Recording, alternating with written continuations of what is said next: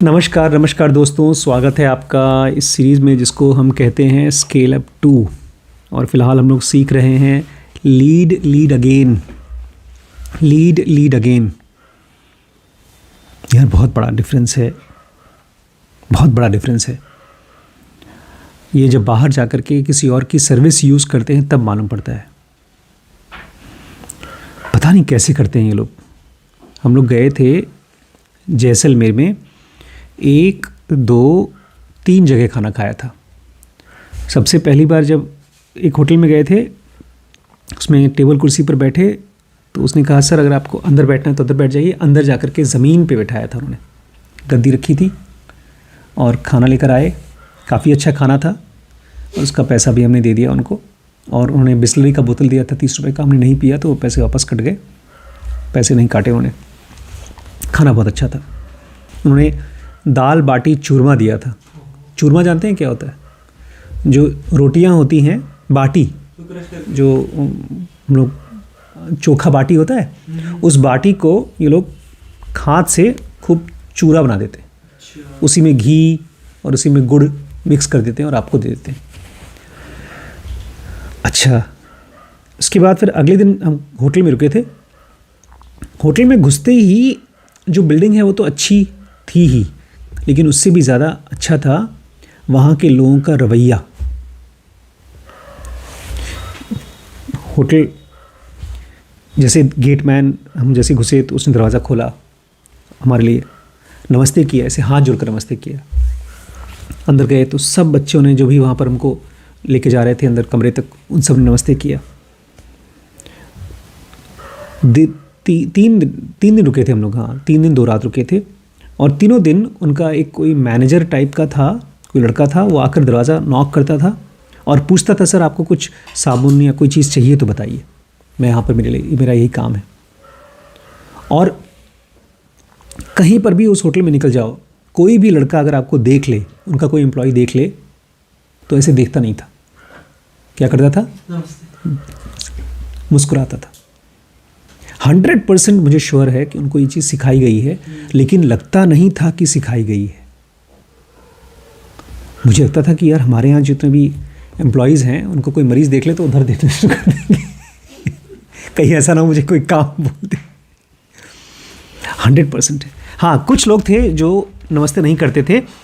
वहाँ पर full time painter था एक, जो कहीं पर भी हल्का सा भी कुछ पेंट निकल गया हो, तुरंत उनका काम था उसको पेंट करो।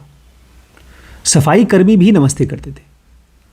मैंने इसको 2-3 बार ट्राई किया, चलते फिरते कि ऐसे घूरूं तो हमको देखे नमस्ते नमस्ते। वही जो लोग पेंटर थे वो वहाँ के ड्रेस में नहीं थे, वो लोग बाहर से बुलाए गए थे। जैसे हमारे यहाँ पेंटर नहीं होते, तो वो लोग तो बाहर से पेंटर हैं, उनको बुलाया जाता होगा, तो उन्होंने नमस्ते नहीं किया था। मैं बात इसलिए कर रहा हूँ क्योंकि अगर आपको एक ब्रांड बनाना है, मैंने अभी इस बार जिस होटल में रुके थे इसका नाम था गोरबंद पैलेस, और गोरबंद पैलेस के मालिक थे जयपुर के राजा। लेकिन ये होटल उनके राजा नहीं चलाते, होटल उनकी प्रॉपर्टी थी। चलाता कौन है? ताज। इससे भी महंगा होटल था उदयपुर में, उसका एक ही कमरा 1.5 लाख रुपए का था। होटल वेदांता नहीं, उसका नाम था, नहीं अरविंद हॉस्पिटल नहीं, उसका नाम था ओबरॉय होटल्स। मैंने जाकर के इंटरनेट पे सर्च किया, ओबरॉय होटल भी तकरीबन 100 साल पुराना है, 90 साल पुराना है। ओबरॉय का जो होटल जिसको हमने देखा था उसके कमरे ज़्यादा महंगे थे। ताज ने 4 अलग अलग कैटेगरी बनाई है होटल की। सबसे पहला है ताज होटल्स, उसके बाद है विवांता, फिर है जिंजर होटल्स, उसके बाद है द पियर। ये सब कहानियाँ मैं इसलिए बता रहा हूँ क्योंकि हम लोग पढ़ रहे हैं लीड लीड अगेन। क्या पढ़ रहे हैं? Lead again. और 100% है कि ताज को जितने भी एम्प्लॉयज़ हैं उनको लोग लीड करते होंगे। वहीं पर हमने जहाँ पर होटल में खाना खाया था उसका खाना अच्छा था, वहाँ सस्ता था, खाना अच्छा था, लेकिन किसी एक बंदे ने भी नमस्ते वमस्ते नहीं किया था। पूछा था खाने के लिए, अब कोई बुरी बात नहीं है, नमस्ते नहीं किया उसने, कोई बुरी बात नहीं, हम तो खाना खाने गए थे, लेकिन ये ब्रांड था, इसका जो एक्सपीरियंस हमने लेकर आए, ये लीड अगेन से। आइए देखते हैं क्या सिखा रहे हैं हमको इसमें। जेफ के बारे में हमने लास्ट टाइम पढ़ा था, किस तरह से उन्होंने लिंक्डइन में एक रिदम बनाया था। तो सबसे पहला काम वो जो करना चाहते थे वो ये कि हर एक एम्प्लॉय के साथ में डायरेक्ट कांटेक्ट करना चाहते थे, एवरी पर्सन इन कंपनी। उनको पता था कि 300 एम्प्लॉयज़ हैं और हर एक बंदे के साथ अगर पर्सनल कांटेक्ट करना होगा तो ये बहुत मुश्किल काम होगा। But if you are going to think of yourself as compassionate leader, he reasoned, you need to care enough about people to make time for them. Jeff से मुझे भी सीखना चाहिए। जेफ कह रहे हैं अगर आपको एक कंपैशनेट लीडर बनना है, कौन सा लीडर? मतलब प्यार करता, जिसके अंदर में दया है, तो आपको लोगों को दिखाना पड़ेगा, you need to care enough about people to make time for them. तो आपको टाइम निकालना पड़ेगा उनके लिए। आप ऐसा नहीं कर सकते कि मैं बहुत दयालु हूँ, सब मुझे प्यार करो, लेकिन मेरे पास तुम्हारे लिए टाइम नहीं है। अगर टाइम नहीं है तो आप दयालु नहीं है। Moreover, it was the most reliable way for him to get an accurate read on the existing culture. और उससे भी ज़्यादा इम्पॉर्टेंट, ये जब आप लोगों से खुद मिलोगे तो आपको पता चलेगा कि इस कंपनी का एग्जिस्टिंग कल्चर क्या है, मतलब अभी चल क्या रहा है। हाँ, अभी किस टाइप के लोग हैं। और मुझे 100% श्योर है कि जिन होटलों में लोगों ने हमें नमस्ते नहीं किया उसमें कल्चर के बारे में कोई सोचता नहीं होगा, जबकि वो होटल भी करीब 8-10 साल पुराना था। उसमें खाना मिलता था, उसका मालिक वहीं बैठा हुआ था, अपना घूम फिर रहा था, हमको देख भी रहा था, लोगों को भी स्वागत कर रहा था, लेकिन वो टाटा ग्रुप नहीं बन पाया। नहीं बनेगा भाई, क्योंकि वो कल्चर उसके दिमाग में भी है नहीं। Before deciding any plans going forward, I wanted to make sure I understand what was happening, to learn as much as possible from people who had developed the company up to the point Jeff says. एक बड़ी interesting चीज़ मुझे याद आ रही है। बहुत साल पहले पिताजी एक वो ले आए थे VCR, जानते हैं VCR क्या होता है? इसमें कैसेट डालते, हाँ, पिक्चर देखने के लिए एक आता था, इसमें कैसे डाल दो पिक्चर चलती थी। वो एक ही फिल्म लेकर आए थे उस समय, मैं बहुत बोर होता था। कौन सी फिल्म याद है? गांधी। देखिए आपने गांधी फिल्म? इसमें वो है बेन किंग्सले। हाँ, बेन किंग्सले। उसको देख के लगता नहीं है कि एक विदेशी आदमी ने गांधी जी का रोल प्ले किया है। हाँ। और जो उस फिल्म में मुझे अजीब लगा था वो ये कि गांधी जी की पढ़ाई थी काहे की, क्या पढ़ाई किया था उन्होंने? हाँ, बैरिस्टर के, लॉयर थे, जैसे अंकल हमारे OP श्रीवास्तव जी, योगेश अंकल जी थे। और उन्होंने लॉ की प्रैक्टिस की नहीं। उन्होंने क्या किया? Freedom fighter. वो पॉलिटिक्स में चले गए। लेकिन पॉलिटिक्स में जैसे ही एंटर हुए तो सबसे पहला काम क्या किया? क्लर्क की नौकरी। कोई आइडिया? ये मुझे उस फिल्म से ही पता चला। उनके मूवमेंट चले थे कई सारे मूवमेंट। हाँ, पॉलिटिक्स में घुसने से सबसे पहला काम कैसे वो पॉलिटिक्स में घुसे? पहले अपनी तरफ खींचा तो उसे सबसे पहला काम उन्होंने किया कि 3rd क्लास का टिकट लिया हाँ, ट्रेन में। और पूरे इंडिया भर में घूमे। वो देखना चाहते थे इंडिया की गरीब जनता की प्रॉब्लम क्या है। और इसी चीज़ से बहुत से गरीब लोग उनके दोस्त बन गए। जैसे आज नरेंद्र मोदी इसलिए जीते हैं क्योंकि जितनी रैली इन्होंने की है उतना रैली और किसी ने नहीं किया, लोगों से मिले। तो ये कह रहे हैं कि इससे पहले कि हम डिसाइड करें कि हमें क्या करना है, मैं ये पक्का करना चाहता था कि मैं जानूं कि हमारे यहाँ क्या चल रहा है। While compassion is about understanding other people and being willing and able to see everything through the lens and perspective of people around you, it also requires some self-examination and reflection and an effort to resist emotional gut reaction. Compassion शब्द बड़ा सुंदर है, बहुत अच्छा word है। Compassion मतलब होता है करुणा, दया। आज मैंने दिखाने की कोशिश की लेकिन मैं फेल हो गया। शिरीष और मैं उसके स्कूल में गए थे, PTM था, मार्क्स मैंने देखा। उसको जब बाहर निकले तो श्रीश ने मुझसे पूछा दिमाग में क्या चल रहा है, मतलब ये पूछना चाहते थे कि नाराज़ हो क्या, मेरे नंबर बहुत अच्छे नहीं आए। तो मेरे मन में यही समझ में आया कि भाई कंपैशन होना चाहिए एक बाप को। तो मैंने कहा तुम्हारे मन में क्या चल रहा है वो बताओ। तो इन्होंने कहा कि पापा चिंता नहीं करना चाहिए, नंबर्स की चिंता नहीं करना चाहिए। मैंने कहा यही दिक्कत है कि छोटे बच्चे इम्तिहान की चिंता नहीं करते हैं। तो ये हंसने लगा, बोलता है पहले डिसाइड कर लीजिए मुझे डांटेंगे कि नहीं डांटेंगे। लेकिन मुझे खुशी इस बात की हुई कि इस पूरी चीज़ को मैंने बहुत सीरियसली नहीं लिया, ना ही तो लेना चाहता हूँ, क्योंकि मेरे लिए एग्ज़ाम की पढ़ाई या पढ़ाई एक वो मौका है जहाँ पर आप कंपैशनेट हो सकते हैं।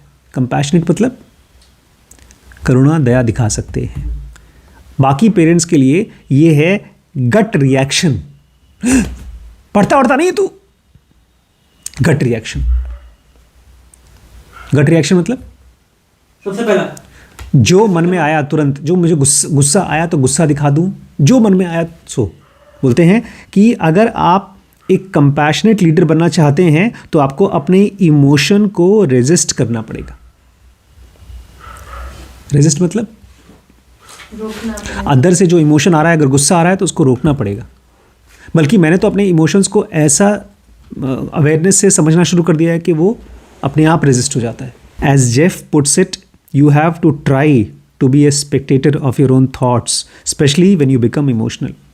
जेफ कहते हैं, एकदम कृष्णमूर्ति की बात करें, कि तुम्हें अपने थॉट्स का स्पेक्टेटर होना पड़ेगा। मतलब देखना पड़ेगा, स्पेक्टेटर मतलब जो देखता है। हाँ, जैसे हम किसी और को देखते हैं, अरे ये कौन सा आदमी आ गया, हिम्मत नहीं होती पूछने के लिए।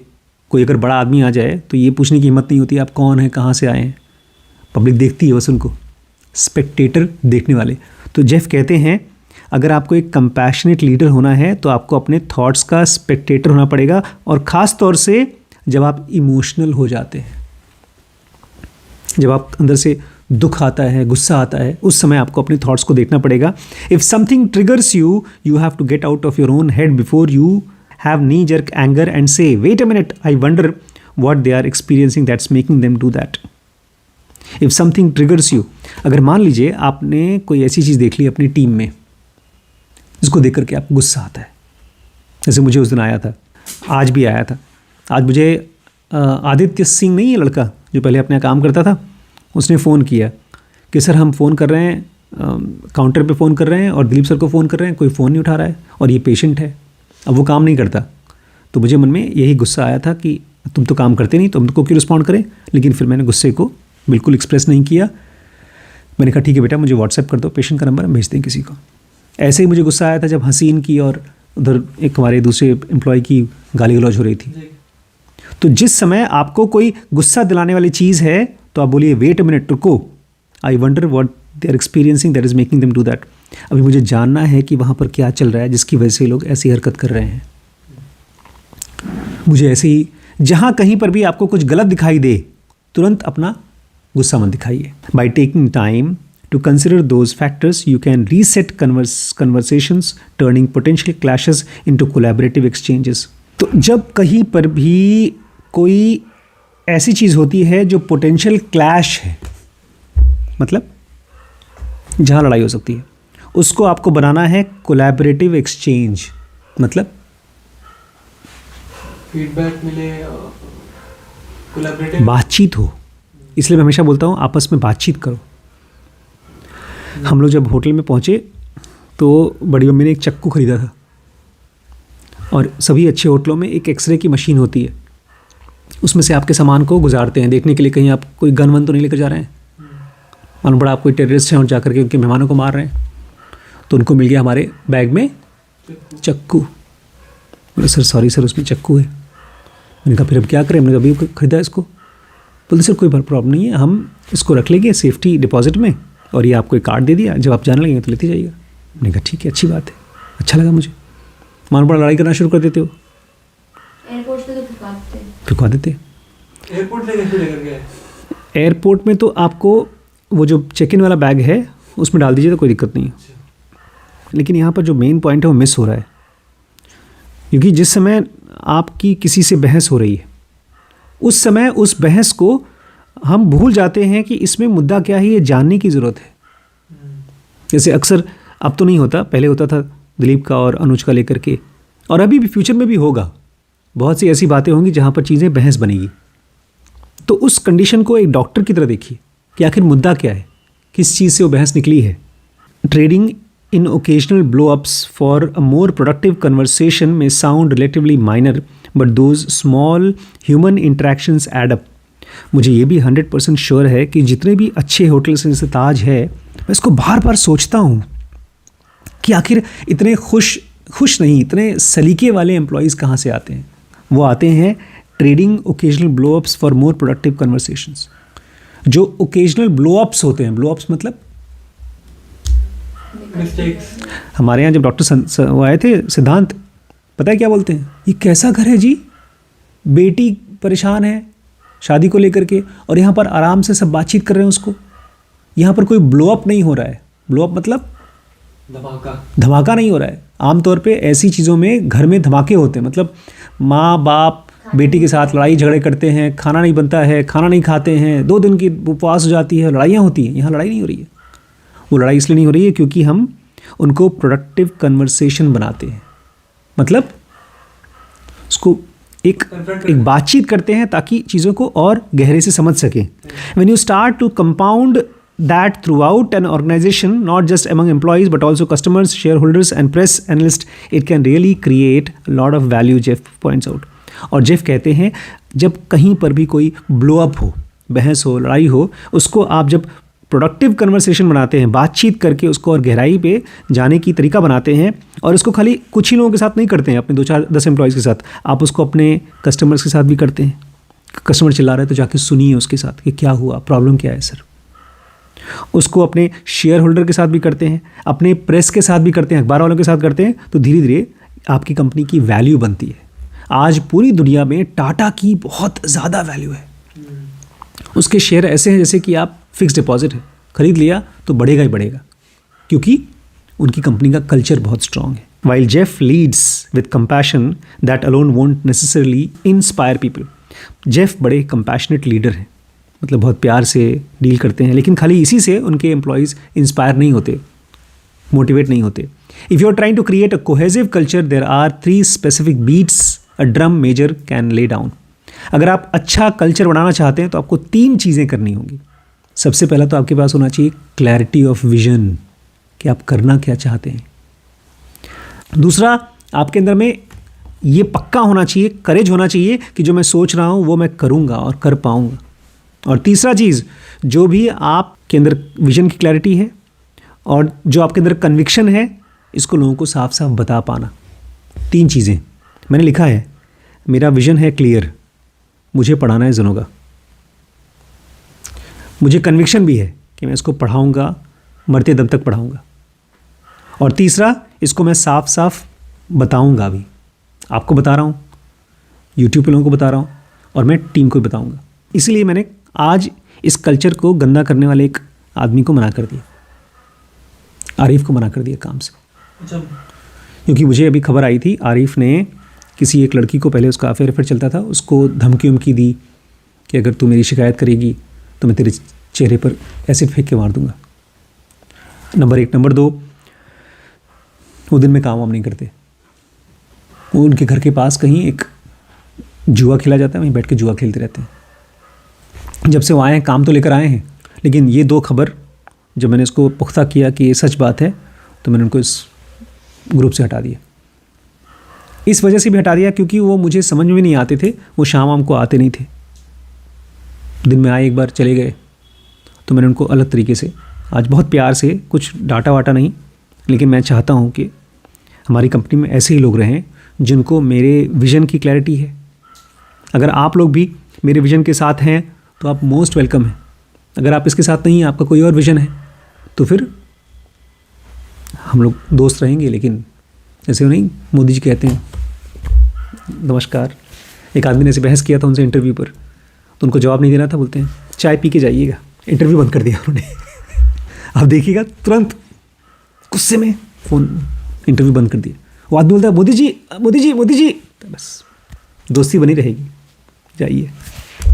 तो अगर आपका मेरे विज़न के साथ में सरोकार नहीं है तो हमारी आपकी दोस्ती बनी रहेगी, जाइए आप अपने घर। तो 3 चीज़ चाहिए आपको, विज़न की क्लैरिटी, आप क्या करना चाहते हैं। दूसरा, कन्विक्शन। कन्विक्शन क्या होता है? बार बार वो करने के भरोसा कि ये चीज़ मैं करूँगा, होगा, इसको बोलते हैं कन्विक्शन। और तीसरा, इस चीज़ को बताना अपने टीम को।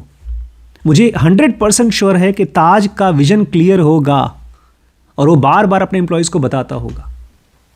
ये पहली बार मैंने एक होटल छोड़ा है तो लोग दही चीनी खिला रहे हैं भैया। दही चीनी कौन खिलाता है होटल में? कोई खिलाता है? Clarity of vision is about what you are trying to accomplish as an organisation. तो सबसे पहला क्लैरिटी ऑफ विजन क्या है?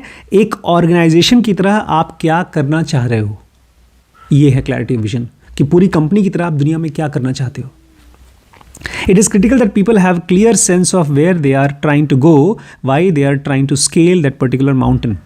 ये ज़रूरी है कि आपकी पूरी टीम को ये क्लियर होना चाहिए कि वो कहाँ जा रहे हैं, where they are trying to go, कहाँ जाने की कोशिश कर रहे हैं, और जिस पहाड़ को वो लोग क्रॉस करने की कोशिश कर रहे हैं वो कौन सा पहाड़ है। The more unique and compelling the vision, the more likely people will follow. और जितना ज़्यादा आपका यूनिक विजन होगा, ख़ास विजन होगा, उतना ही ज़्यादा लोग फॉलो करेंगे। आमतौर पे इसलिए भी लोग किसी के साथ नहीं होते, जैसे आपने फिल्में देखी हैं, बाहुबली टाइप की फिल्म, इसमें जब विजन मिलता है कि हम बचाएंगे, हम ये करेंगे, हम वो करेंगे, देश जुड़ जाते हैं भाई। अंग्रेज़ों को हराने के लिए सब इकट्ठा हो गए, गरीब जनता इकट्ठा हो गई। Courage of conviction is about up holding and defending that vision. और दूसरा पॉइंट था करेज ऑफ कन्विक्शन, भरोसा कि जो हम करना चाहते हैं हम कर पाएंगे। वो क्या होता है? Up holding and defending the vision, कि मेरा जो विजन है उसको मैं बरकरार रखूं। जब मैं आप लोगों को शाम को क्लास में बुलाता हूं तो मैं उसी विजन को बरकरार रखने की कोशिश कर रहा हूं। अप होल्डिंग एंड डिफेंडिंग, उसको बचाना, रोकना। मैं इस ट्रिप में जब गया, एक भी दिन मेरी वीडियो नहीं बने। आके बड़ी मम्मी पूछ रही थी मुझसे, वीडियो बना? मैंने कहा हाँ। अच्छा बना, ख़राब बना? मैं ठीक बना। तो एक विजन था जिसको उन्होंने 7 दिन के लिए ब्रेक कर दिया एज अ टीम। तो उसको अपहोल्ड करना मतलब पकड़ के रखना। इसलिए मैडम रोज़ नहा धो करके थोड़ा सा मेरे विजन के साथ काम करिए, नहीं तो आप दोस्ती बनी रहेगी, समझ लीजिएगा आप। शादी करके भगा दूंगा मैं तुम्हें, बिना शादी के भगा दूंगा तुम्हें। वो सही रहेगा। वो सही रहेगा। मतलब आप मेरे विजन के साथ नहीं हैं। You have to be able to effectively communicate both vision and conviction. आपको ये दोनों चीज़ें अपनी टीम को कम्युनिकेट करने आना चाहिए, विजन और कन्विक्शन दोनों। वेदर थ्रू वर्ड, एक्शन और आइडियली बोथ, या तो अपने शब्दों से या अपने कर्मों से, या दोनों तरीके से आप उनको बताइए कि ये हमारा विजन है। To create a compelling narrative that will stick with people, आप एक ऐसी अच्छी नैरेटिव दीजिए, ऐसी कहानी बताइए कि उनको याद रहे कि हाँ यार ये कंपनी वही काम करती है। जब मैं इस बार होटल में से वापस आ रहा था तो मुझे लगा इस होटल को कैसे चलता है उसका मुझे एक बुक चाहिए। मैंने बहुत खोजा ताज की होटल के ऊपर कोई किताब, और गेस करिए कौन सी किताब मिली मुझे। मैंने अभी तक ऑर्डर नहीं की है, अभी अवेलेबल नहीं थी। गेस करिए कौन सी किताब मिली। उसके ऊपर फिल्म बनी है। वहाँ पर बम्बई में ताज होटल में एक अटैक हुआ था। अटैक खाली होटल में नहीं हुआ था, रेलवे स्टेशन पे हुआ था, और उसके बाद होटल में अटैक हुआ। लेकिन वहाँ के मैनेजर्स ने और एम्प्लॉयज़ ने जितने लोगों को बचा सकते थे बचा करके निकालने की कोशिश करे थे। आमतौर पे एम्प्लॉयज़ क्या करेंगे, भैया मेरी जान जा रही तो मैं भाग रहा हूँ। लेकिन बड़ी मोटिवेशनल फिल्म थी, सच बात है ये। मैंने जब ये मतलब ये ऐसा लगता है जैसे कि कोई स्पोर्ट्समैन नहीं होता, कोई तैराक या कोई एथलीट या कोई जॉगर जो एक्सरसाइज करते हैं। हम लोग इस बार घूम रहे थे तो ये देखा, एक कहीं वो चल रहा था, क्या कर रहे थे वो, क्या बोलते हैं उसको? अरे नहीं यार, कुश्ती वाले जो एक्सरसाइज करते हैं, ननचक नहीं, वो तो कराटे भी नहीं, वो जो कुश्ती उश्ती करते हैं, दंगल वंगल जो सीखते हैं, वो ऐसे उठा करके वो वजन उठाते हैं। अच्छा, कुश्ती वाले पहलवान लोग ऐसे एक्सरसाइज करते हैं। तो बड़े बड़े बैट होते हैं, मोटे मोटे। जैसे कपड़े धुल जाते। हाँ, वैसे मोटे मोटे वजन वाले आते हैं, क्या बोलते हैं उसको जी? गधा नहीं बोलते, कुछ और बोलते हैं। खैर जो भी बोलते हैं, उससे वो लोग अपने मांसपेशियों को मजबूत बनाते हैं ताकि वो कुश्ती लड़ सकें। पैर छूते हैं अपने, उसकी जो दंगल की जगह है उसको पैर छूते हैं, तब जाकर लड़ाई करते हैं। ऐसे ही मुझे लगता है कि ये जो होटल वाले हैं, ताज वाले, वो भी अपना एक दंगल करते होंगे, मतलब वो पूजा पाठ करते होंगे अपनी उसकी। मुगदर नहीं तो भूल जाएंगे, उनका विजन भूल जाएंगे लोग। Jeff is almost obsessive about communicating vision and values of LinkedIn to its people. कहते हैं जेफ जिनके बारे में हम पढ़ रहे हैं वो अपने विजन के बारे में और उसको अपनी टीम को बताने के बारे में ऑब्सेसिव हैं, मतलब पागल हैं उसके लिए। तुम्हें पता है हम लोग कैसे क्या कर रहे हैं दुनिया में, रोज रोज दसियों बार बताते रहते हैं। He and his team labour over finding precisely the right language. वो और उनकी टीम मिलकर के बोलती है वो शब्द बताओ, जो शब्द सही शब्द बताओ जिससे कि हम अपनी बात बता सके अपनी टीम को। And once the message has been honed he repeats it over and over. और एक बार उनको जब सही सही मैसेज मिल जाता है उसके बाद वो बार बार रिपीट करते रहते हैं। The drum beat is incessant. तो एक तरह से ये नगाड़ा बजता था। आप विप्लैश देखेगा इस सीन के लिए जो इंसेंट करे। हाँ, एक बार वो जब उनको मिल गया कि ये धुन है तो उसके बाद वही धुन बजाते रहते हैं। वही सुनो, धुन धुन धुन धुन धुन। वो बात दिमाग में घुसती रहनी चाहिए, हम ताज वाले, हम ताज वाले, हम ताज वाले, हम ताज में ऐसे काम होता है, ताज में ऐसे काम होता है। राजा ने अपनी प्रॉपर्टी ताज को दे दी, भैया तुम चलाओ, तुम हमसे अच्छा चलाते हो। और मुझे तो अच्छे से याद है, तुम लोग को भी याद होगा, आगरा का ताजमहल जिसको लोग दुनिया में देखने आते हैं, 7वां अजूबा है वो, उससे ज़्यादा खूबसूरत ताजमहल होटल लगता है। होटल ज़्यादा अच्छा लगता है, उसकी साफ़ सफाई, उसके एम्प्लॉयज़ ज़्यादा अच्छे लगते हैं। Some leaders are afraid of repeating themselves. Jeff कहते हैं कुछ लोग हैं, कुछ लीडर्स जो बार बार अपने आप को रिपीट नहीं करना पसंद करते। With assumption being that people will get tired of hearing something they have heard before. उनको लगता है कि यार एक ही बार बार बोलोगे तो बोर हो जाएंगे, थक जाएंगे। They are simply wrong about that, Jeff insists. बोलते हैं जो लोग भी अपने मैसेज को बार बार नहीं बोलते हैं वो गलत हैं। आज मैं एक आपके मोदी जी का एक वीडियो देख रहा था, सामने खूब अमीर जनता बैठी है और ये बोलते हैं देशभक्ति क्या होती है, देशभक्ति खाली भगत सिंह की तरह अपनी जान देना नहीं होता है। मैंने देखा है, आप लोग अमीर लोग हैं, आप लोगों को मेरी बात बुरी लगेगी, अपने बच्चों की शादियां आप विदेश में करते हैं, इंडिया में क्यों नहीं करते? ये भी देशभक्ति होती है।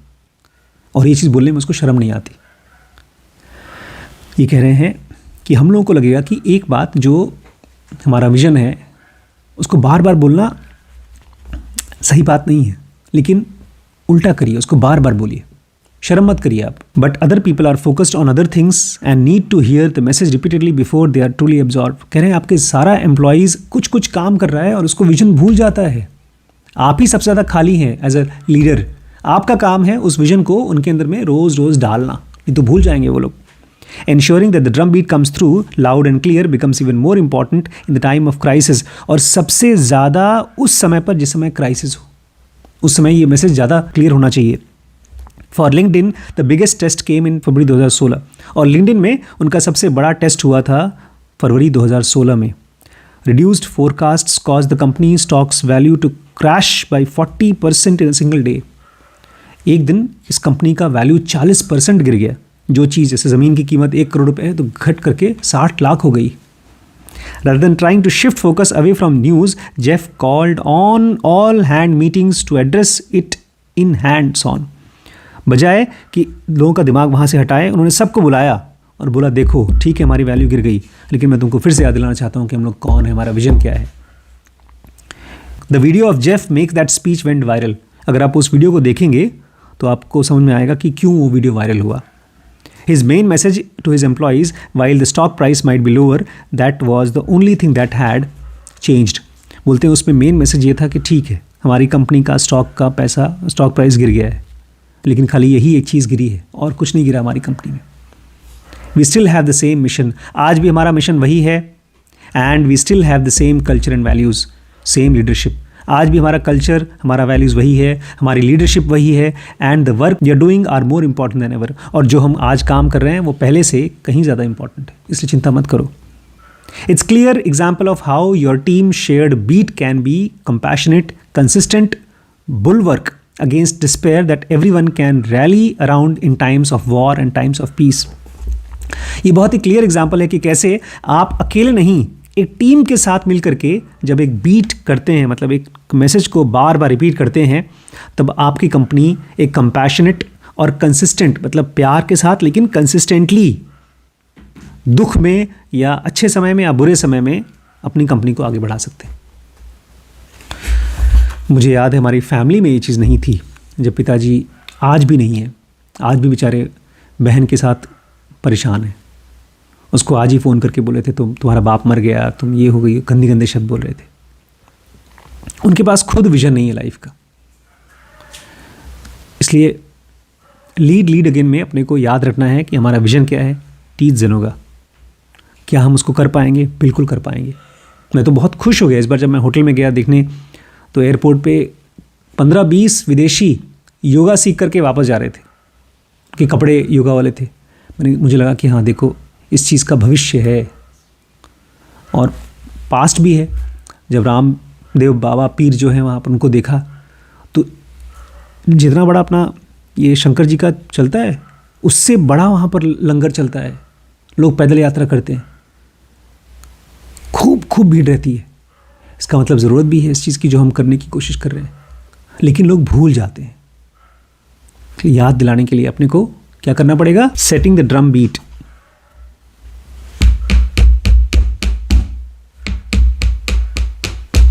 मतलब बताते रहो। खुद को बताओ, दूसरों को बताओ, नहीं तो कुछ और बात पर भरोसा हो जाएगा, बैड न्यूज़ पर भरोसा हो जाएगा। हमने यही तो पढ़ा था उसमें सेम एज एवर में, कि जब सब कुछ अच्छा होता है, नहीं सब कुछ बैड न्यूज़ आती है तो लोगों को भरोसा हो जाता है, फिर बैड चीज़ें होती हैं, फिर उनको बुरी चीज़ों पर भरोसा हो जाता है। ऐसे करके एक वायरल स्पाइरल चलता रहता है, साइकिल चलती है। कल और पढ़ते हैं।